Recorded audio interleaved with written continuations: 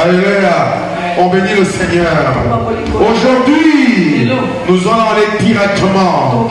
Oui, c'est un séminaire spécial. Augmente ma soeur, parce que moi je n'entends pas. Je ne sais pas si on a le même micro. Donne-lui un autre micro. Pourquoi on a le même? Donne-lui un autre. Ça c'est bon. Essaye celui-là voir. Oui, pendant que mon frère est en train de régler le son, les instruments, j'aurais bien aimé t'aider, hein, mais je ne connais rien. Alléluia. Amen. Alléluia. Amen. Non, je veux t'entendre. Alléluia. Amen. Oui, voilà. Amen. Amen. Alors, séminaire spécial de la Pâque. Oui, Jésus-Christ, l'homme. Alléluia. Jésus, quand il était sur terre, il était comme toi et moi.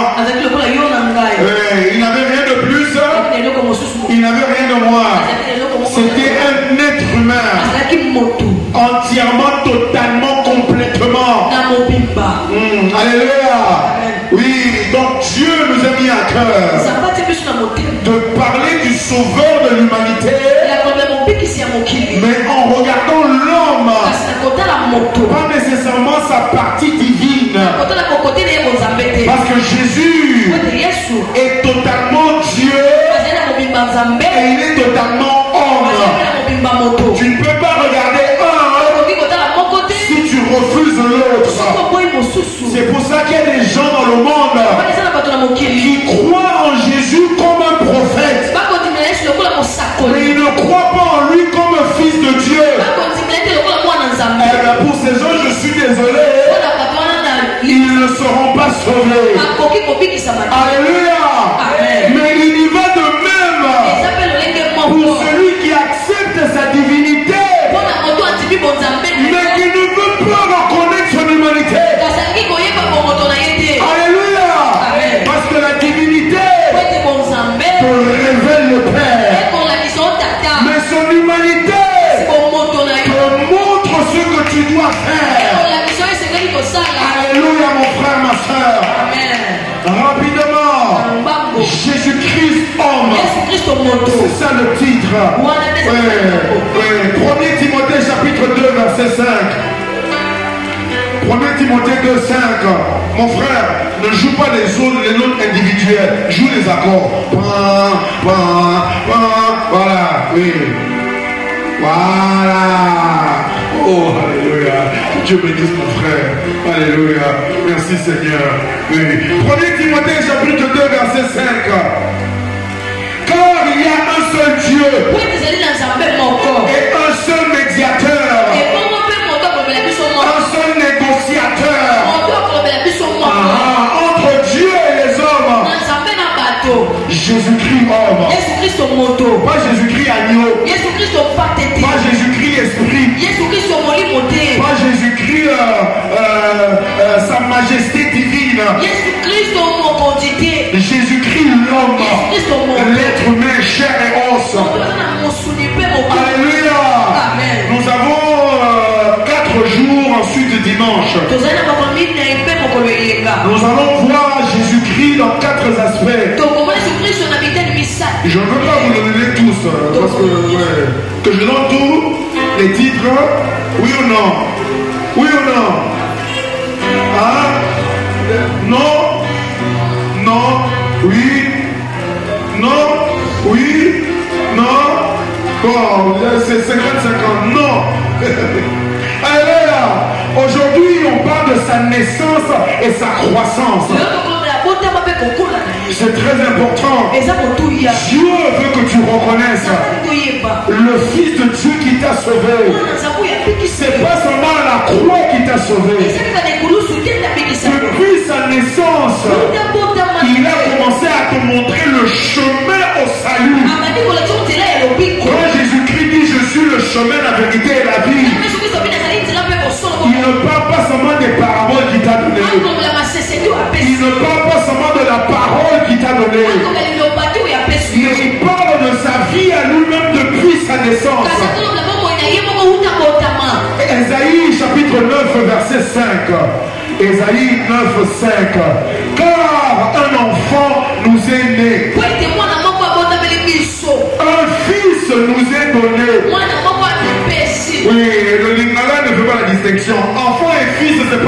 chose.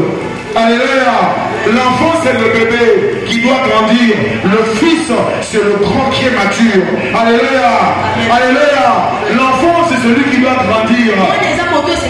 Celui qui doit apprendre. Celui qui doit obéir. Le fils, c'est celui qui est parfait. C'est Dieu lui-même. Jésus-Christ n'a jamais dit je suis l'enfant de Dieu. Il n'a jamais dit ça. Il a dit je suis le fils. Parce que le fils est une position. Ce n'est pas un état naturel. Alléluia. Donc le Seigneur te dit j'ai été un enfant comme toi. Mais je suis également le fils de Dieu. Fils de Dieu, c'est celui qui est égal à Dieu. Il est le même que Dieu. Il n'y a pas de différence. Rappelez-vous le grand frère du fils prodigue. Quand le grand frère s'est fâché, parce que le papa a eu pitié du petit frère qui a fait des bêtises, il est rentré à la maison. Le papa a dit au grand frère, pourquoi tu te fâches? Tout ce que j'ai dans ma maison, ça t'appartient à toi. Alléluia.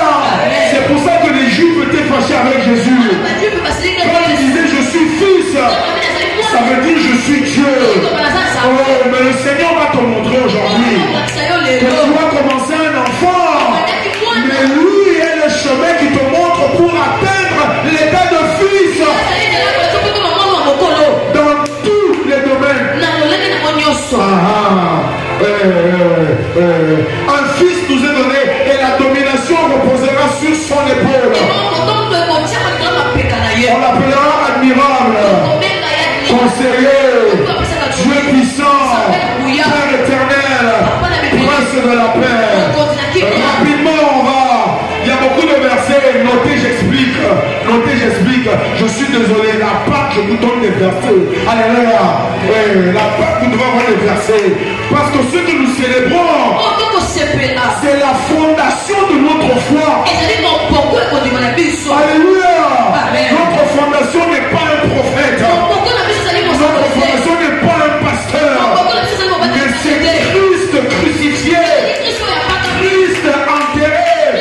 Christ ressuscité. Christ remonté au ciel. Christ assis à la droite du Père. Alléluia.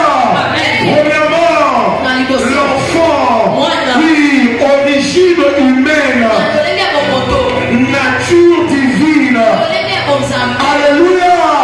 Dieu veut te dire premièrement, toi quand tu es là, oui, tu as une origine humaine. Ça veut dire tu es l'enfant de papa et maman. Papa et maman sont les enfants de grand-papa et grand-maman. Et ainsi de suite. Oui, mais ta nature, elle n'est pas de papa, maman ou grand-père ou grand-mère. Ta nature est divine. Rapidement, Matthieu 1:1. D'abord, Jésus-Christ, l'homme. Oui, Matthieu 1:1. La Bible dit, généalogie de Jésus-Christ, fils de David, fils d'Abraham. Verset 16 de Matthieu 1, ça dit Jacob engendra Joseph. L'époux de Marie, de laquelle est né Jésus qui est appelé Christ. Luc 3:23. Luc 3:23. La Bible dit Jésus avait environ 30 ans quand il commença son ministère. Étant comme on le croyait, fils de Joseph, fils d'Élie, fils d'Enos, fils de Seth, fils d'Adam, fils de Dieu. Ces deux versets-là, c'est pour dire que premièrement, Jésus-Christ était fils de David et fils d'Abraham. Ensuite, Jésus-Christ est fils d'Adam et fils de Dieu. Alléluia. Le Seigneur va te faire comprendre. Joseph n'est pas le père biologique de Jésus. Mais la Bible dit clairement que le Christ devait venir de la lignée, de la descendance de David.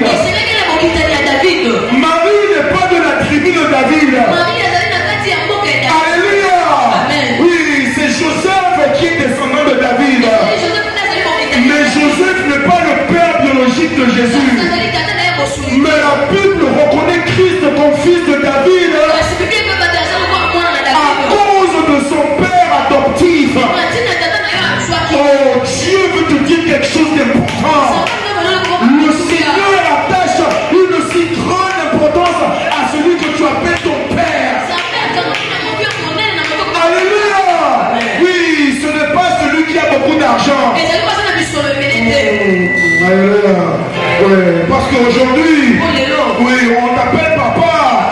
Dès que tu donnes de l'argent, il y a une maman en âge. Oui, elle aurait pu me mettre au monde.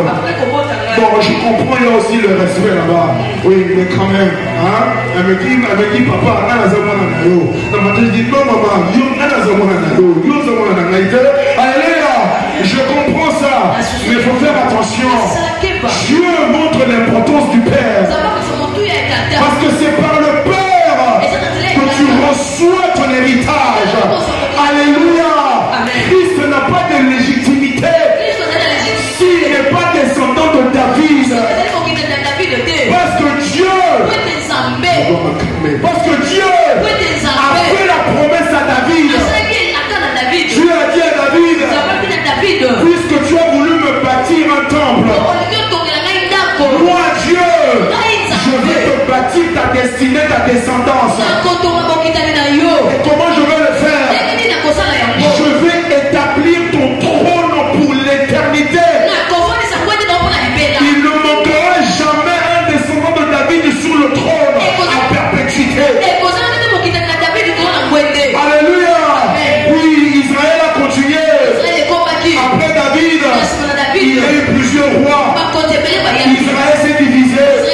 Il y a eu le royaume du nord d'Israël et le royaume du sud de Juda. Oui, Israël c'était les autres là. Ça continuait dans Juda. C'était toujours un descendant de David. Alléluia. Et aujourd'hui, Israël c'est pas un royaume. Donc ce roi éternel que Dieu a promis à David, il est où? C'est Christ notre Seigneur. Alléluia. Jésus-Christ qui t'a sauvé. Il a été une promesse à un homme. Dieu veut te montrer que ce qu'il a commencé à la naissance de Christ, il avait promis à David 14 générations avant. Quand tu lis dans Matthieu ou Luc, je ne sais pas lequel, ça te montre que je crois c'est de Adam à quelqu'un 14 générations, de l'autre à l'autre 14 générations, ainsi de suite. Donc beaucoup d'années, des centaines d'années. Alléluia. Jésus-Christ n'est pas tombé du ciel. Jésus-Christ étant Dieu, il a respecté la lignée humaine. Alléluia mon frère, ma soeur. Il y a beaucoup dans l'église aujourd'hui. Dès que tu reçois une révélation, c'est bon, tu te jettes à l'intérieur. C'est pas comme ça que Dieu agit. Le créateur du ciel et la terre a dit, je ne peux pas envoyer mon fils s'il n'a pas une légitimité dans sa descendance. Je viens déclarer sur ta vie, ce que Dieu commence avec toi aujourd'hui, ce ne sera pas une affaire d'un enfant prodigue. Non, c'est l'héritage que tu reçois du Père que Dieu a choisi pour toi. Alléluia. Alléluia. Dans toute la Bible, on n'a jamais vu une conversation entre Jésus-Christ et Joseph. Jamais. Même pas une seule. Mais en ce qui concerne Dieu, la seule personne qui rend Christ légitime sur terre, c'est pas Marie qui l'a porté, mais c'est Joseph qui a épousé Marie. Je déclare sur ta vie, tu ne suivras pas l'apparence. Tu iras chez le Père que Dieu a choisi pour toi. Ton père est peut-être pauvre. Ton père est peut-être aveugle. Ton père est peut-être handicapé. Ton père n'est peut-être pas ton père biologique. Mais si c'est celui que Dieu a choisi, ce n'est que par là que tu peux commencer à grandir pour devenir fils mature, héritier. Alléluia. Alléluia. Michée chapitre 5 verset 1. Oh là là, Seigneur, aide-moi. Alléluia. Michée, chapitre 5, verset 1. Et toi, Bethléem, Ephrata,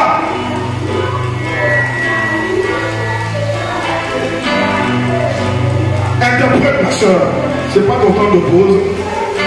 Et toi, Bethléem, Ephrata, petit entre les milliers de Judas. C'est de toi que sortira celui qui dominera sur Israël. Et dont l'origine remonte aux temps anciens, au jour de l'éternité. Alléluia. Jésus-Christ, qui est Melchizedek lui-même, le roi de Salem, qui n'a ni père ni mère, ni commencement ni fin. Comme la Bible dit, dont l'origine retourne aux temps anciens, au jour de l'éternité, mais pour qu'il vienne accomplir son œuvre sur terre, il fallait qu'il se soumette à un homme que Dieu a choisi. Alléluia. Amen. Alléluia. Amen. Ça c'est la première importance avec Jésus-Christ là. Ouais. Celui par qui et pour qui tout a été créé. Celui qui est même le créateur de Joseph. Mais il devait se soumettre et reconnaître que ma légitimité, c'est par rapport au mari de celui qui a épousé la femme qui m'a porté dans son sein. Alléluia. Ça déjà là, ça a cassé beaucoup de gens dans l'église. Beaucoup de gens dans l'église. Beaucoup. Parce que tout le monde veut se lancer. Mon pasteur m'avait dit, quand tu vois un grand homme de Dieu ou une grande servante de Dieu, tu te poses 3 questions. La première, qui est son père? Alléluia. Jésus-Christ vient te montrer que le commencement de toutes choses, c'est d'abord celui que Dieu a placé comme ton père, à qui tu dois obéissance, à qui tu dois soumission, à qui tu dois respect, de qui tu recevras ton héritage et ta légitimité sur terre. Alléluia. Alléluia. Ensuite, pourquoi tu m'appelles maintenant? Tu m'appelles quoi? Alléluia. Ensuite, oui. Luc chapitre 2, versets 6 à 7.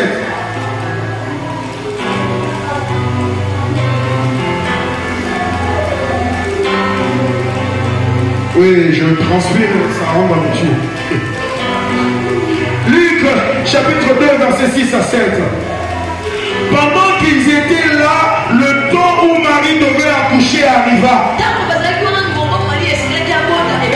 Et elle enfanta son fils premier-né. Elle l'emmaillota ou le couvrit et le coucha dans une crèche. Parce qu'il n'y avait pas de place pour eux dans l'hôtellerie. La deuxième chose concernant Jésus-Christ, homme, le Fils de Dieu, le Fils d'Adam, celui dont l'origine remonte à l'éternité, il a été humble dans sa gloire. Alléluia. Oui, je vais le dire. Toi-même comme tu es là, lorsque tu vas visiter ta tante ou ton oncle et qu'il y a un de tes petits frères plus jeune que toi de 3, 4, 5, 6, 7 ans, quand tu arrives à la maison, comment tu le parles? Si lui l'ose faire quelque chose avant toi, qu'est-ce que tu vas lui dire? Tu dis, mais toi tu passes avant moi?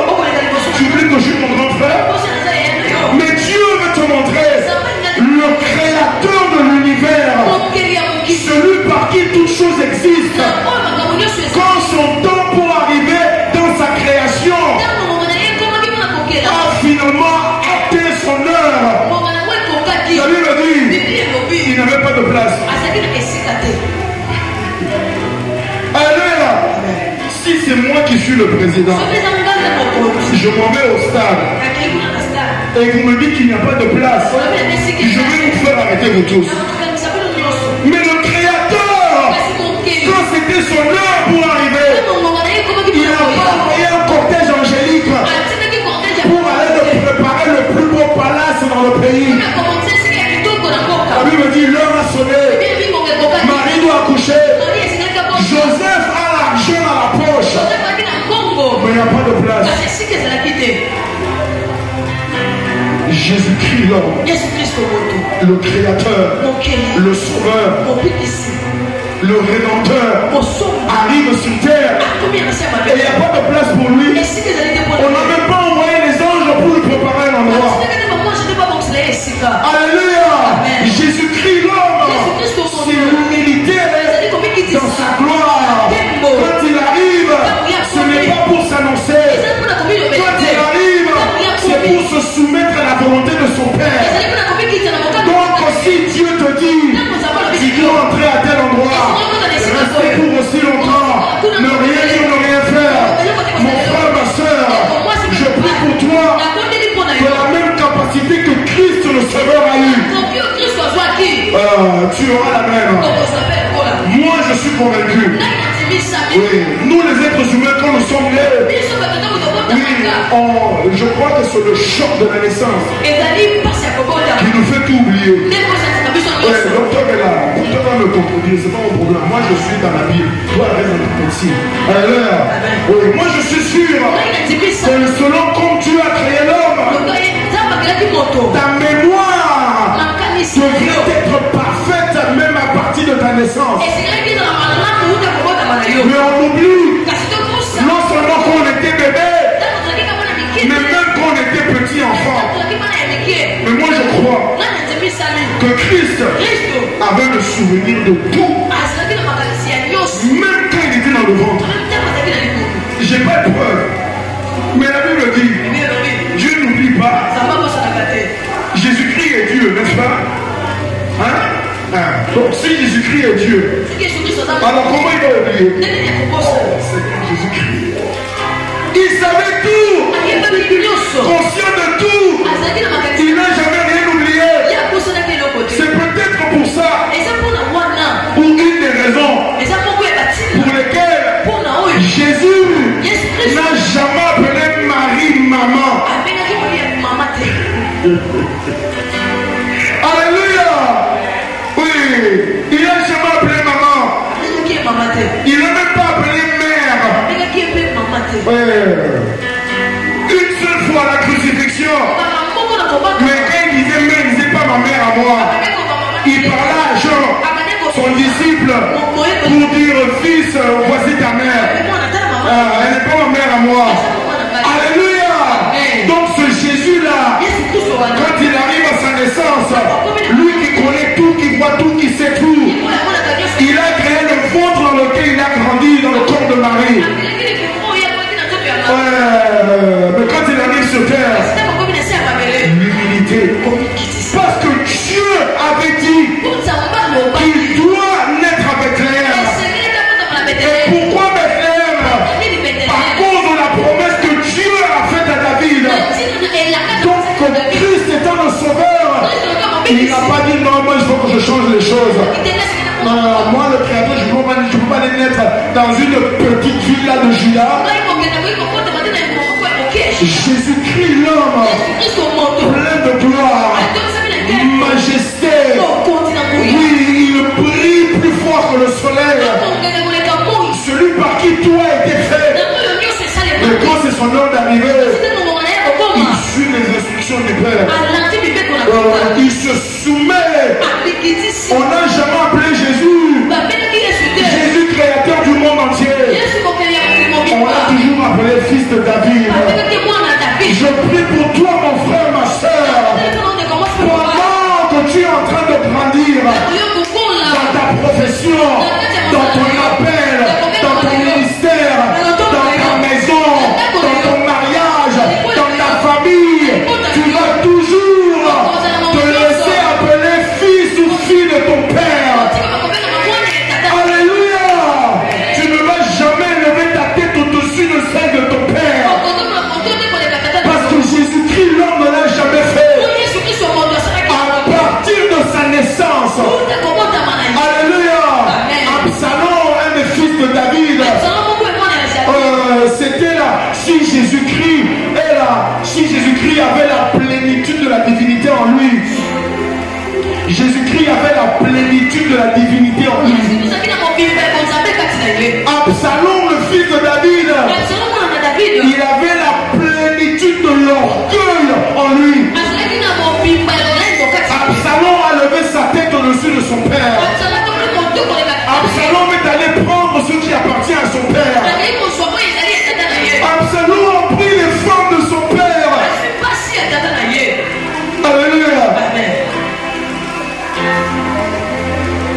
qu'il était beau, parce qu'il était grand, parce qu'il était fort. Et même David a dit, je ne peux pas le tuer. C'est mon fils.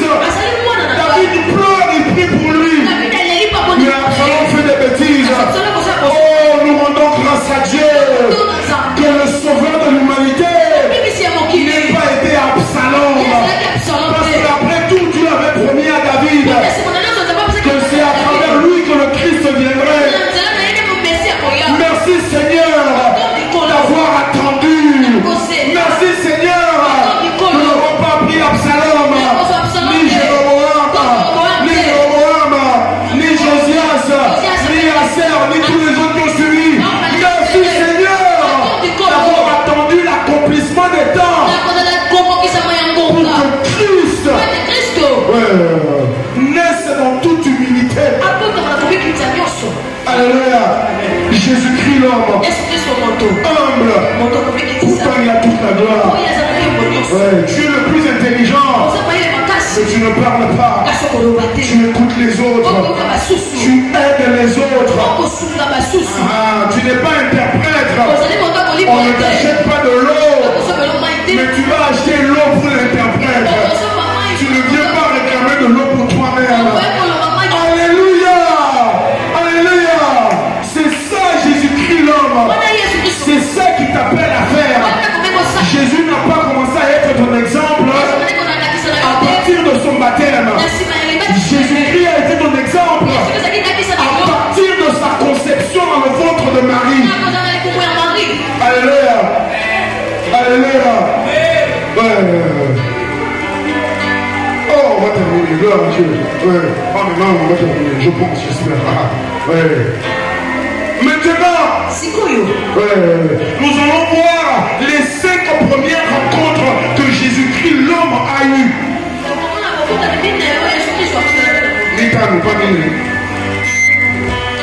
Je connais. Les 5 premières rencontres. Rapidement.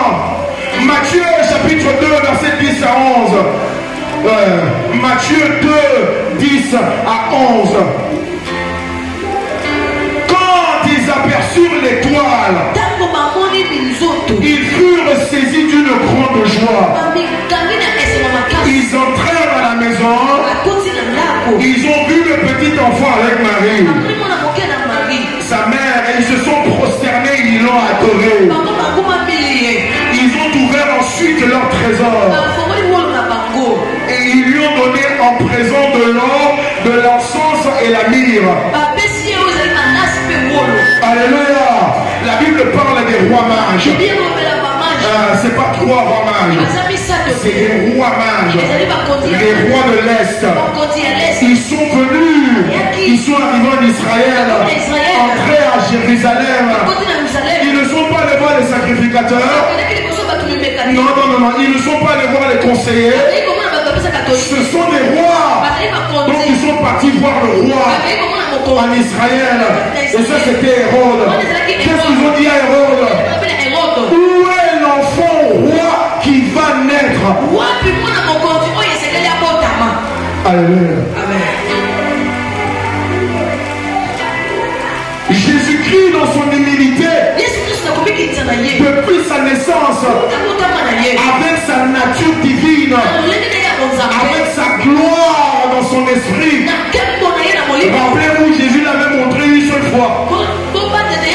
Une seule fois, il avait montré cette gloire. Sur la montagne de transfiguration, il a permis à ce que sa nature divine sorte au travers de son corps. Oh, la Bible dit c'était une lumière éclatante. Mais cette lumière-là, c'était la même qui était dans l'enfant qui était bébé.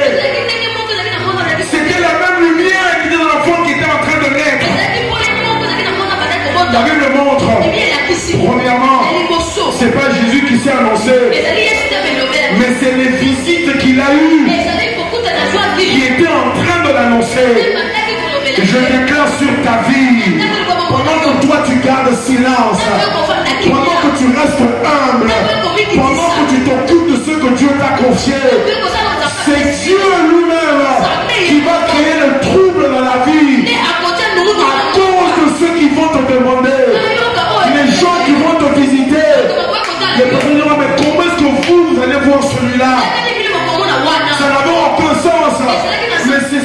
sera ta réalité. Parce que tu es resté humble. Parce que tu es resté soumis. Parce que tu reconnais l'autorité de ton Père spirituel et même physique. Alléluia. Jésus-Christ le Créateur, il n'aurait jamais dit je veux aller commencer mon ministère. Non. Dans la tradition juive, tu ne peux décider quoi faire à partir de l'âge de 30 ans. Tant que tu n'as pas 30 ans, tu travailles dans les affaires de ton Père. Jésus-Christ est resté là-bas. Il travaillait là-bas. Il était soumis là-bas. Mais on n'est pas encore arrivé jusque-là. Ça viendra après. La Bible dit, les rois sont arrivés à Jérusalem. Panique totale. La ville a eu peur. Les habitants ont eu peur.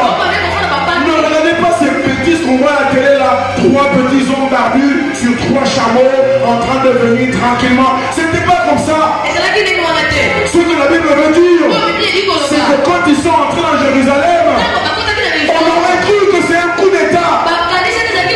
Parce que le cortège royal qu'ils amenaient, même Hérode a eu peur. C'est pour ça qu'il les a vite invités. Il a dit, mais pourquoi vous êtes là? Il pensait peut-être, les rois de l'Est sont venus faire un grand accord avec moi. Oh, tous les hommes employés, tous les amans de ce monde, ils vont croire que le roi réserve une faveur pour eux. Quand le roi leur demandera, qu'est-ce que je peux faire pour telle ou telle personne? Pendant qu'eux ils pensent que c'est pour eux, ce sera en fait pour toi que Dieu le prépare. Parce que tu es resté humble. Parce que tu es resté obéissant. Parce que dans ta gloire, tu as été un serviteur. Dans ta force, tu as soutenu les frères. Dans ta connaissance, tu as enseigné ceux qui ne connaissent rien. Alors Dieu va prendre les rois de l'Est, les hommes les plus importants, que toi-même tu ne pourrais jamais rencontrer. Dieu va les amener dans la ville. Pendant que Hérode pense que c'est lui qu'on est venu voir, les rois mages lui donnent un ABC en lui disant, oh, très grand vénéré roi Hérode, vis longtemps éternellement. Mais c'est pas toi que nous sommes venus voir. Ce n'est même pas un adulte qu'on est venu voir. Ce n'est pas un homme fort qu'on est venu voir. Ce n'est pas la plus belle de la ville qu'on est venu voir. Mais nous cherchons l'enfant roi. Alléluia. C'est pas toi qui auras les dire au monde que tu es un enfant maintenant. Mais tu es également un roi. Dieu vient te dire, n'ouvre jamais ta bouche. Ne le dis jamais. Oui, tu le sais. Mais ne le dis jamais. Et la sagesse d'Esther. Je prie pour toi, mon frère, ma soeur, que lorsqu'on te prendra dans un palais royal et que la faveur sera étendue vers toi, tu ne vas pas commencer à ouvrir la bouche pour dire regardez-moi maintenant. Là c'est mon tour. La faveur est sur moi. Et pour toutes les chansons diaboliques là qu'on dit qui sont chrétiennes, oh c'est sur moi, c'est moi que Dieu regarde. Alléluia. Mais tu vas entrer et ton père te dira, Mardoché a dit à Esther, tu entres au palais royal, tu es celle que le roi a choisie, tu es la plus belle, la plus magnifique, tu es la reine du royaume. Mais ferme ta bouche. Alléluia. Comme Christ, tu es la gloire même. La Bible dit, Jésus-Christ, il est l'empreinte de la personne de Dieu. Son empreinte digitale. C'est ça qu'il est. Le bébé Jésus là, c'était l'empreinte digitale de Dieu. Il est le reflet de sa gloire. Alléluia. Il ne voudra pas le montrer au monde entier.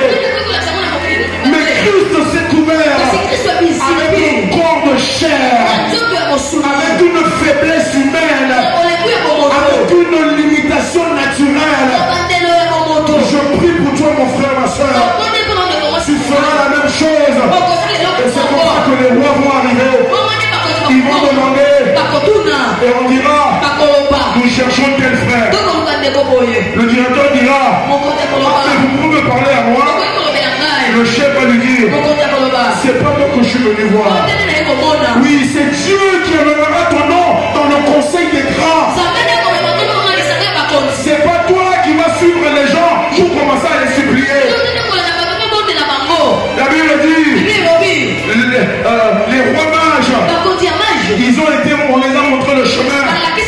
Quand ils sont arrivés à Jésus, ils sont entrés, ils se sont prosternés et ils ont adoré, ils ont apporté leur offrande. Je déclare sur ta vie le petit lieu où Dieu te place, ce petit Bethléem où il t'a forcé de rester, cette condition qui te limite de toutes parts. Comme l'apôtre Paul dit, nous sommes pressés de toutes parts, mais on n'est pas réduit à l'extrémité. Jamais, jamais, jamais, jamais. Cet endroit là où tu es là, Dieu vient te dire, quand tu restes là, quand tu attends là, oui, tu es avec les animaux, oui, ça sent mauvais, oui, il y a du caca partout, oui, ta gloire interne ne ressemble pas à ton environnement externe. Mais Dieu te dit, c'est là-bas que les rois mages viennent te rencontrer. C'est là-bas qu'ils viennent t'apporter l'offrande. Parce que tu as reconnu ton père. Parce que tu as reconnu ton origine. Parce que tu as reconnu ton identité. Alléluia. Alléluia. Jésus-Christ l'homme.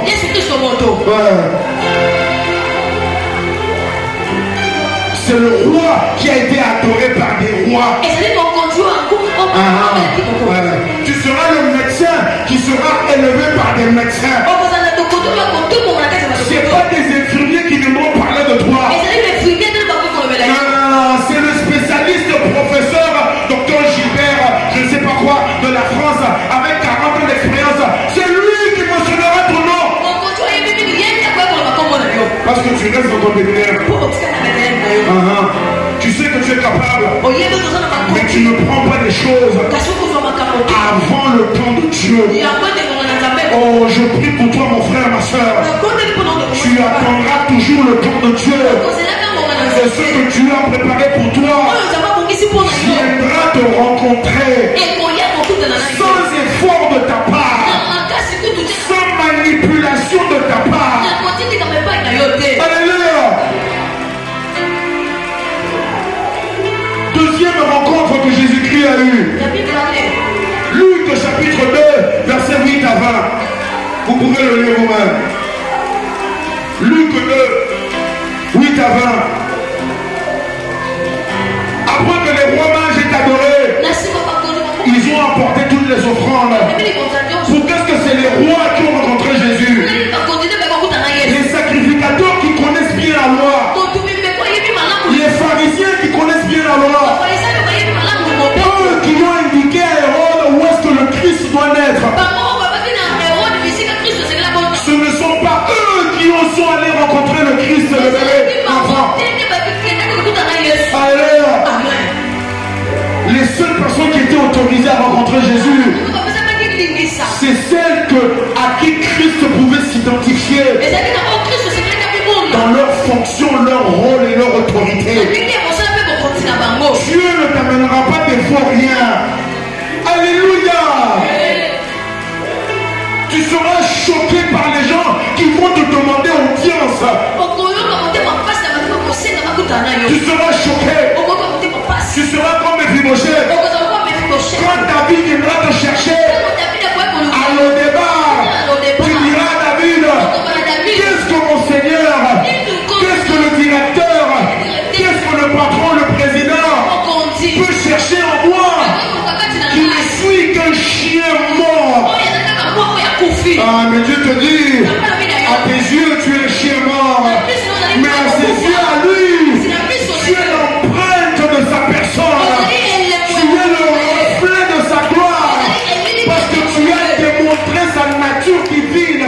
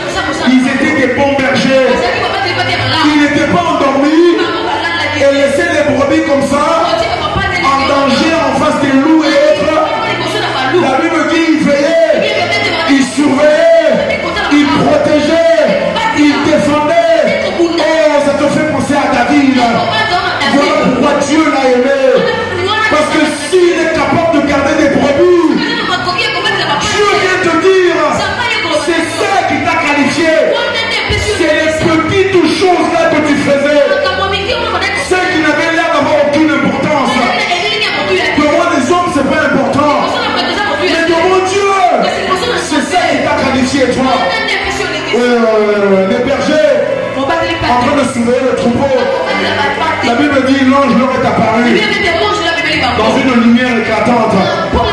Les bergers ont eu peur. Ils ne savaient même plus bouger. Ils ne savaient plus quoi faire. L'ange a dit n'ayez pas peur. Je suis venu vous annoncer la naissance du sauveur de l'humanité. L'ange n'est pas allé chez les sacrificateurs qui connaissaient bien la loi, qui connaissaient les prophéties données par Dieu au travers de ses prophètes. L'ange est allé chez des bergers qui n'étaient pas dans leur grand palace. Ils étaient dehors dans la nature en train de garder les brebis. L'ange leur a dit ce soir le Fils de Dieu il est à tel endroit, vous pouvez aller le voir. Alléluia. Le Seigneur vient t'annoncer, puisque tu es fidèle en ce qu'il t'a confié, puisque tu as travaillé pour lui sans jamais demander un salaire, puisque tu ne cherches pas ton propre honneur à toi-même, Dieu vient te dire, de même que l'ange a été envoyé au berger, oui, l'ange de l'Éternel vient te parler ce soir. Et il te dit, je viens te donner ce que l'œil n'a pas vu, ce que l'oreille n'a pas entendu, ce qui n'est pas dans le cœur de l'homme. Les sacrificateurs qui connaissaient les Écritures, les hommes d'affaires qui ont tous les contacts dans le Congo, ce n'est pas à eux que Dieu va révéler les richesses qui sont dans les lieux cachés ou secrets. Alléluia. Parce que toi, oui, tu es le reflet de la gloire de Christ. L'homme, tu es l'empreinte digitale de Christ lui-même. Quand Dieu te regarde, il voit Jésus. Quand les anges te regardent, il voit Jésus. Quand le diable te regarde, il voit Jésus. Parce que tu fais ce que ton maître a fait. Depuis le bas âge, Dieu t'annonce, comme il a annoncé au berger. Parce que toi, tu as été berger. Parce que toi, tu as occupé, tu as gardé ce qui ne t'appartenait pas. Tu as été fidèle dans les choses qui ne sont pas à toi. Tu as été un Jacob avec un oncle comme Laban, mauvais menteur. Mais tu es resté fidèle. Aujourd'hui, Dieu te visite pour te dire, à cause de ta fidélité, que moi, Dieu, j'ai vu pas l'honneur que les hommes t'ont apporté, mais ce que moi j'ai vu dans le secret, ce que j'ai entendu dans le secret, je vais te récompenser aux yeux de tout le monde. Que quelqu'un me dise Amen. Que quelqu'un me dise Amen. Troisièmement, Luc chapitre 2, versets 25 à 35. Luc 2, 25 à 35. D'abord, Christ le roi, rencontré par les rois mages. Ensuite, Jésus-Christ, l'homme, le bon berger, rencontré, adoré par des bergers. Maintenant, Luc 2, 25 à 35. Merci Seigneur. Merci Seigneur. Oh, gloire à toi. La Bible parle de deux personnes. Un homme qui s'appelle Siméon et une autre femme qui s'appelle Élisabeth, je crois, si je ne me trompe pas. Oui. Siméon était un homme pieux et juste. Juste. Oui. La Bible dit l'Esprit Saint lui avait averti qu'il ne mourrait pas sans voir le Christ. Alors que les pharisiens n'ont jamais été avertis par l'Esprit. Parce qu'eux, ils étaient saints à leurs propres yeux. Eux, ils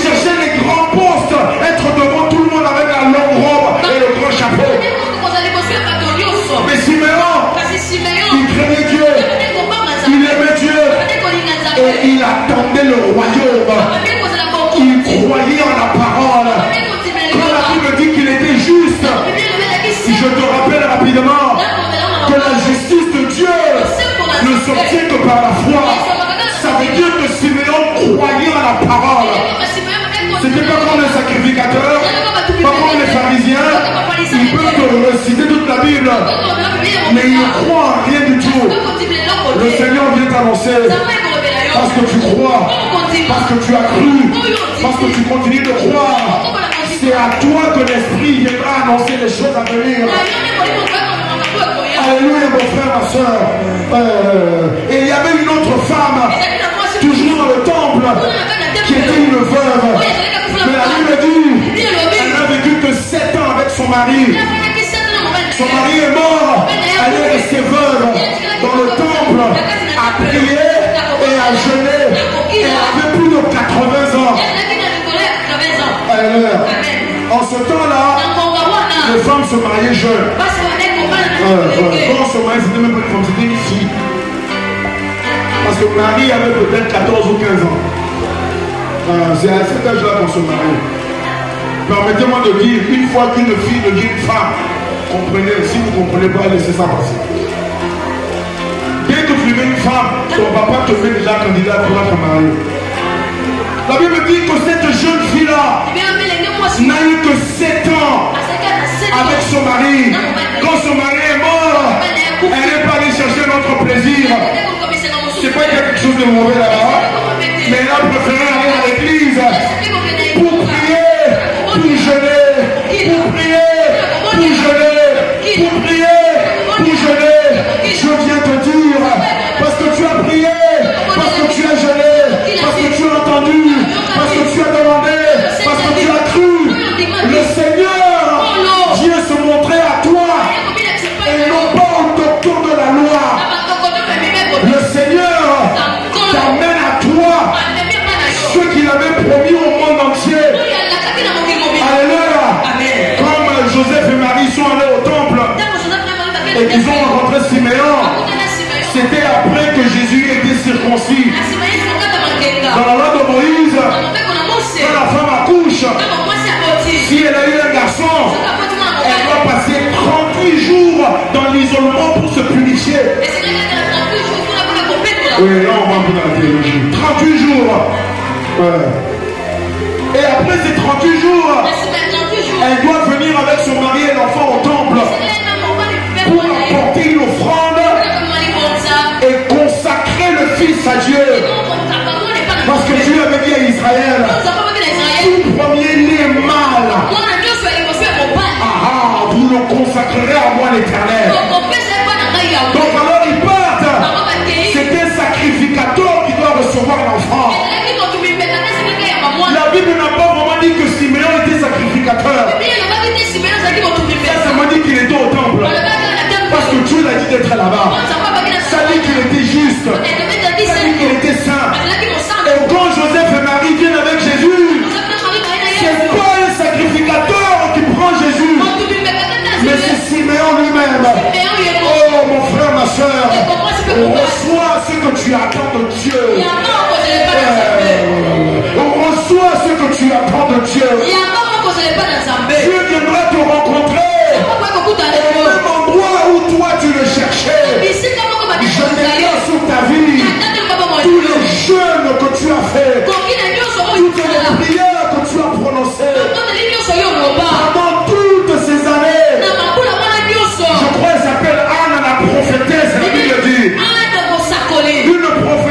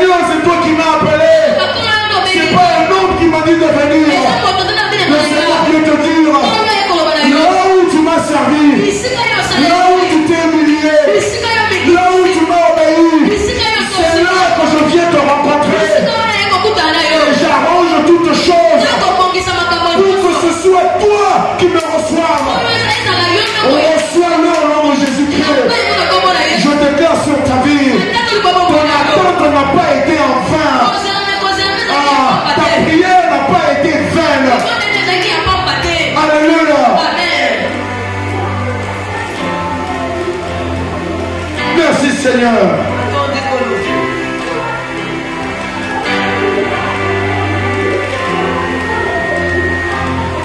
Merci Seigneur. Et ensuite,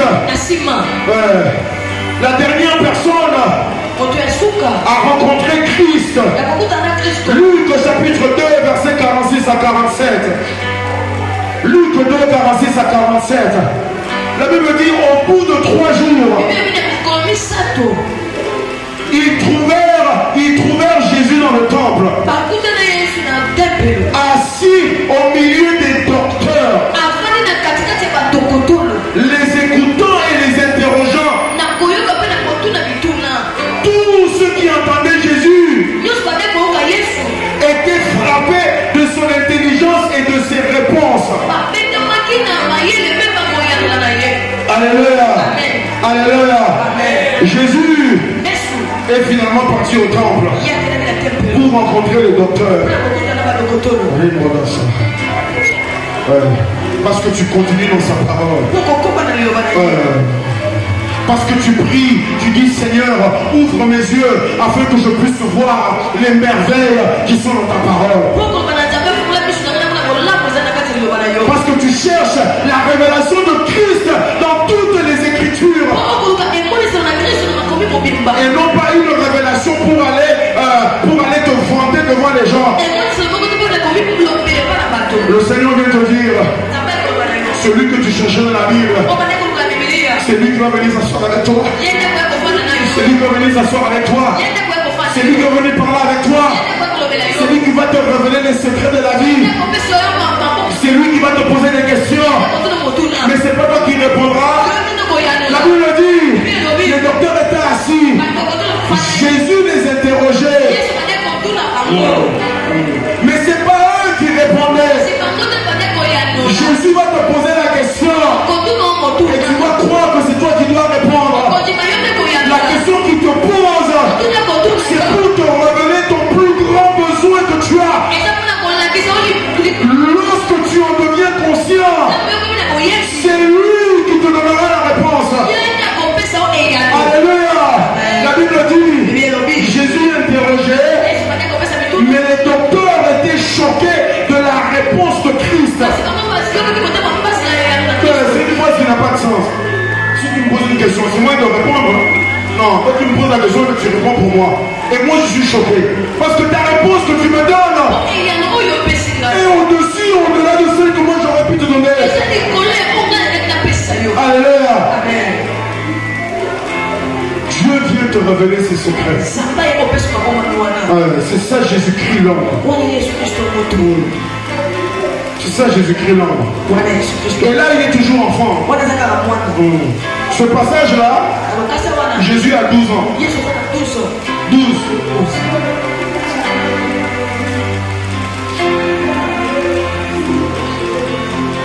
2-3 versets, on termine.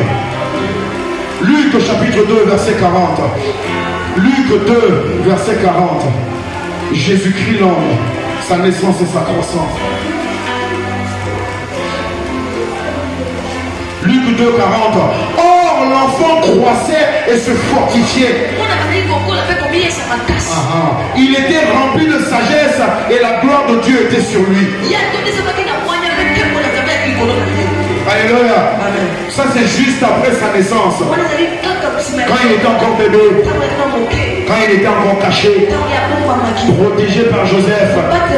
Lorsque vous lisez Matthieu, vous allez voir plusieurs fois l'ange apparaît à Joseph pour lui dire quitte ici, va là-bas, parce qu'on veut faire du mal à l'enfant. Jésus, le Fils de Dieu, devait se laisser entre les mains de son Père. Et c'est son Père qui l'a mené là où l'Esprit lui indiquait. Oh, mon frère, ma soeur, quand tu te laisses porter par Christ, c'est lui qui va te fortifier, te faire grandir. Sous son abri et sous son ombre. Alléluia. Alléluia. Les seules personnes qui savaient que Jésus était né, c'est les quitté là. Personne d'autre ne le savait. Personne d'autre ne l'a vu. Personne. C'était le temps de garder. C'était le temps de se fortifier. C'était le temps de recevoir la sagesse. Oui, ton esprit est mature. Tu connais tout en ton esprit. Mais ce n'est pas encore le temps de sortir. Tu dois laisser ton père te prendre par la main. Même lorsque tu connais le chemin mieux que ton père. Dis-moi, qui devait protéger l'autre? Jésus-Christ le créateur ou Joseph le mari, le conjoint de Marie? Mais Christ s'est laissé conduire. Il s'est laissé protéger. Il s'est laissé grandir. Il s'est laissé couvert. Il s'est soumis. Il a attendu. Oui, il est resté en dessous de son père. Il n'est pas allé avant que son père le dise de partir. Et c'est comme ça qu'il se fortifiait. Et c'est comme ça qu'il grandissait. Dieu vient te dire, si tu demeures sous l'abri du Très-Haut, si tu te reposes à l'ombre du Tout-Puissant, c'est Dieu lui-même qui te fait grandir. C'est Dieu lui-même qui te fortifie. C'est Dieu qui te prépare pour le jour où il va t'annoncer au monde entier. Mais tu dois faire comme Jésus-Christ là. Il connaît tout, mais il écoute. Il voit tout, mais il se laisse guider. Alléluia. Et ensuite, Luc chapitre 2, verset 48 à 52. Vous pourrez le lire vous-même.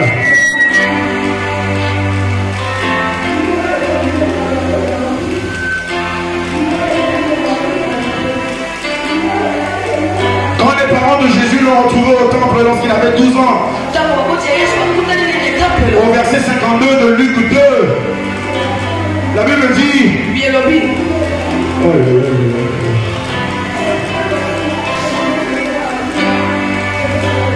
Jésus-Christ croissait ou grandissait en sagesse, en stature et en grâce. Devant Dieu et devant les hommes. Alléluia. Tu ne seras pas sans équilibre. Où tu es puissant à l'éternel, mais tu ne sais pas parler aux gens. Ça ne sera pas ton cas. Tu seras parfaitement équilibré. La Bible dit dans Proverbe, Dieu déteste les mauvaises balances. Je n'aime pas que quelque chose n'est pas stable. Dieu veut que tout soit droit. Oui, il n'y a pas quelque chose en excès ou il n'y a pas quelque chose qui manque de trop. Mais c'est la bonne mesure en toutes choses. Le Seigneur vient te déclarer que ta croissance en lui, ta croissance avec lui, elle sera progressive, elle sera constante, elle sera stable. Tu ne manqueras de rien. Ton comportement sera parfait. Tes pensées seront parfaites. Ton langage sera parfait. Ton corps sera parfait. Ton esprit sera parfait. Tout ce que tu feras sera parfait devant Dieu. Et devant les hommes. Alléluia.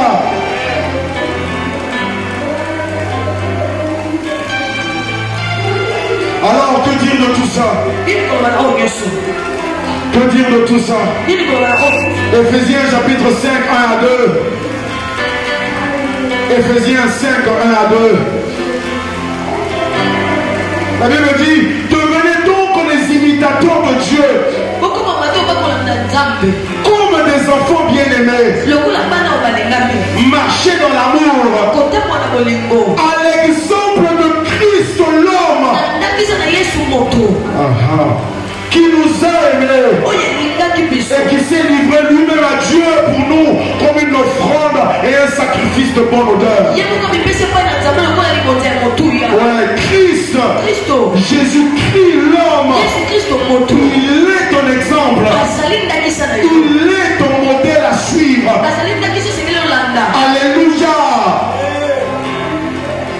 C'est pas la star que tu vas imiter. C'est pas la vedette que tu vas imiter.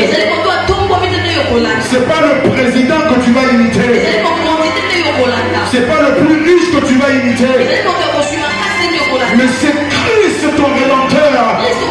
Jésus-Christ l'homme qui est né, qui a grandi dans des conditions qui te sont similaires. Le dernier verset, 1 Corinthiens 11, 1 à 3.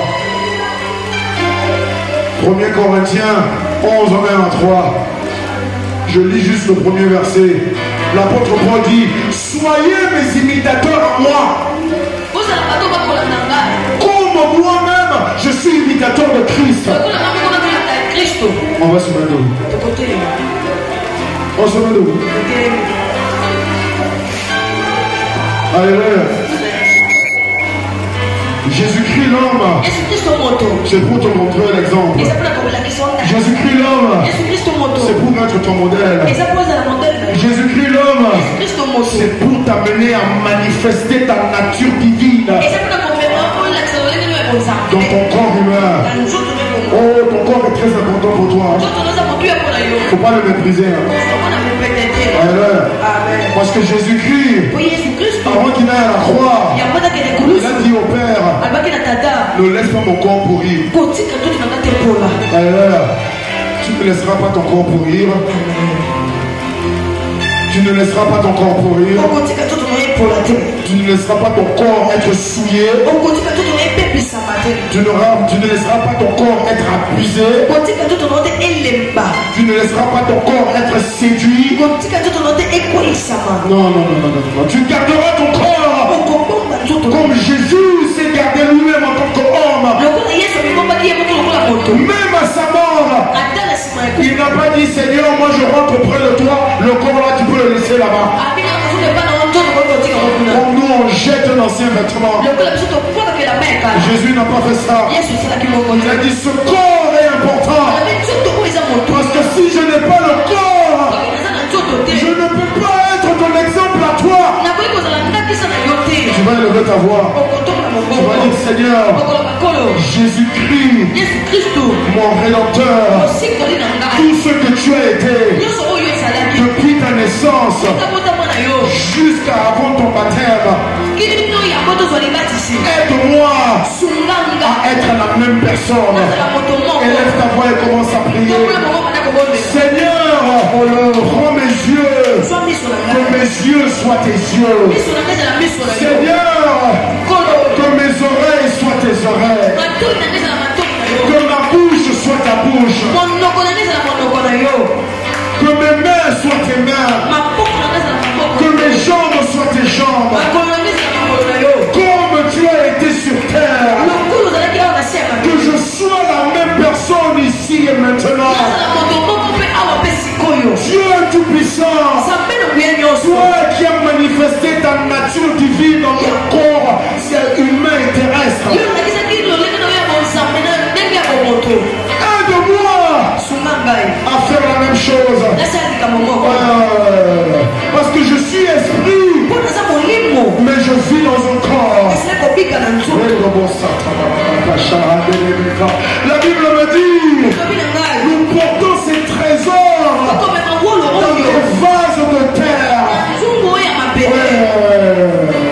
Mon corps n'est que poussière, mais ce que je contiens dans mon corps, c'est la nature divine de Dieu.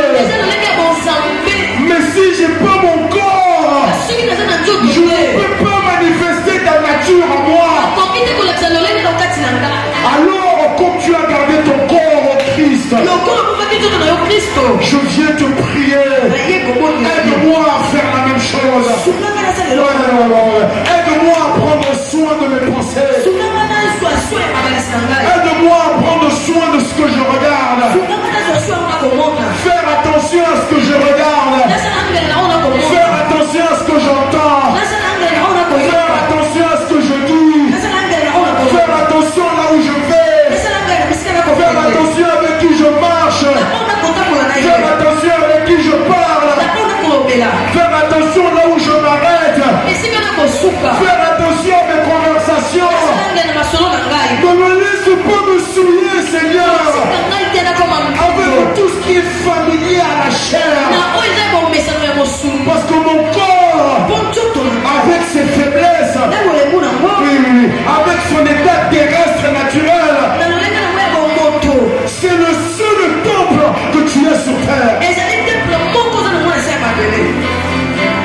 Je viens te l'offrir.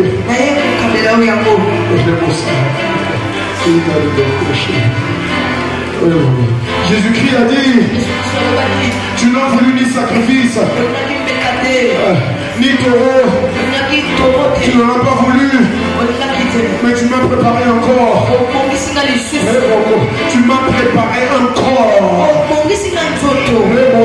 Le corps dans lequel tu habites, c'est Dieu lui-même qui l'a tissé quand tu es dans le ventre de ta mère.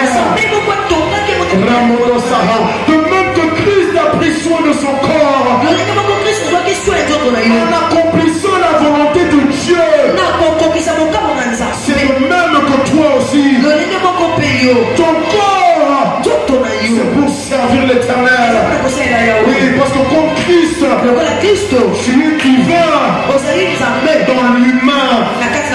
Oui, tu es divin dans l'humain. Tu n'es pas l'humain dans le divin. Non, c'est ta divinité à toi. Il se manifeste à travers ton humanité à toi. Comme Christ l'a été. Dès tu es ici et maintenant. Au nom puissant de Jésus-Christ. Père, nous te rendons grâce. Nous te remercions pour ta parole. Pour ce que tu nous as dit. Jésus-Christ l'homme. Notre modèle. Notre exemple. Notre chemin. Oui. Et c'est ça que nous sommes. C'est ça que nous sommes sur terre. Nous sommes identifiés à Jésus-Christ l'homme. Dès maintenant et pour toujours. Au nom puissant de Jésus-Christ. Amen, amen. Acclame pour le Seigneur. Acclame pour le Seigneur.